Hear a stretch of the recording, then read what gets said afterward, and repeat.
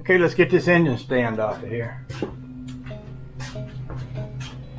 That was helpful. I'm glad I had you here to help me do that, Mr. Engine Stand. I'm gonna let you go back and rest in the corner again.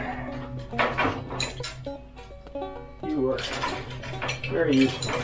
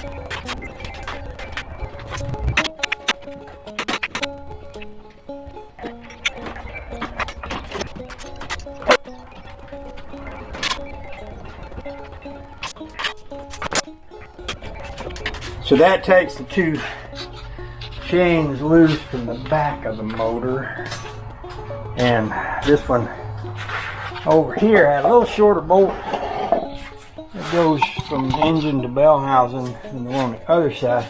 The one on the other side will need that longer bolt because that's going to be the side where the clutch slave cylinder bracket is going to go. Let me get a lock washer and put on this thing. Now what I've got left to do is put the water pump on it and run the gas lines, run the electric hot wire to the battery that works the starter. There's another hot wire up here that goes to the distributor, and there's another wire up here that works the tachometer, and it also hooks to the distributor. This is going to be my oil pressure line right here. The radiator and all is contained within the grill shell, and I actually made that so it's pretty easy to get off and on. It's all connected together to the grill shell, and the headlights are also swung on the grill shell and all attached to the radiator grill shell cover. What do you call it? I saw somebody the other day who was having a hard time getting his radiator out of his antique car because he got all that antique car metal up there in the way, and I was thinking, well, I'm so glad that when I built this, I have a tendency to build things in such a way where I'm thinking about what's going to be like when I go to take this back apart, and I'm often thinking of that as I'm putting something together, because I don't want to build something that's going to be a nightmare to work on later on. Now Rusty has got a package in the mail for me that contains a vintage distributor holder clamp. This one has a big old chrome plated one, which is nice, you know, but on an old car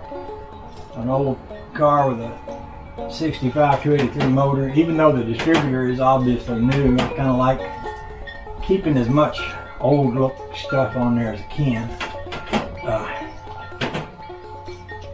What else? The clutch is going to be a big, the next big challenge is, because I got to plumb, I set that clutch up and plumb it to work with my clutch master cylinder, which is under the floorboard. I also noticed I bent my throttle linkage all up putting that motor in because it's stuck out up here. Now I can't get it to come back out, so I'm going to get up in there and unmess that, whatever I did there. Unmess that mess. Today I'm thinking it was a big deal to get the transmission mount set up for me. I said big deal in my mind anyway. And if I get that done and get the the water pump. See, the water pump, what makes the water pump a big deal is have to line up the water pump pulley to the harmonic balancer pulley, and then I have to build an alternator bracket that lines up with both of those pulleys, because there's one belt that pulls both the water pump and the alternator, and that one belt needs to have all three of those items lined up and in place in order to work. Alright, and I've got the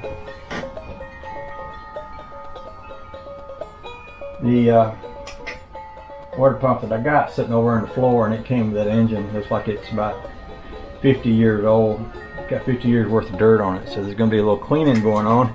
It may be that while I'm cleaning that, I might take those aluminum valve covers that's been soaking in vinegar and get that out in the driveway. Give me some detergent and some water, squirting, and some brush rubbing and different things like that, and get all that cleaned up. I hadn't put all the bolts in this exhaust manifold yet, but that's on the list too. Oh, let's go straighten out that fuel line thing, see if that's gonna come right.